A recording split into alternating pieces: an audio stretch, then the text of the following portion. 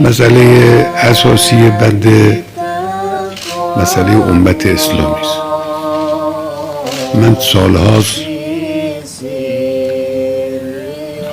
بر روی واژه امت اسلامی بالخصوص متعمدن تکیه میکنم که ما فراموش نکنیم که یک امتیم.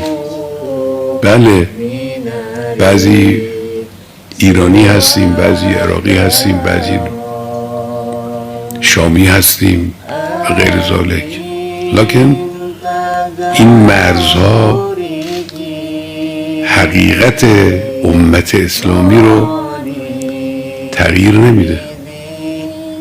همه سعی دشمنان اسلام این بود است که ما رو نسبت به هویت واحده‌ای که اسمش امت اسلامی است بی تفاوت کنه. این نمیشه که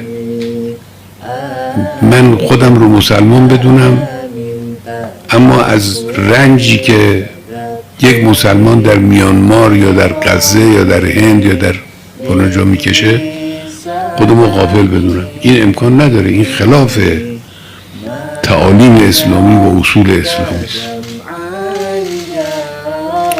ممکنه شما به شخصک نتونید یک کاری به کمک او انجام بدید، اما همدلی و همدردی یک حقیقتی است، این باعث وجود داشته باشه.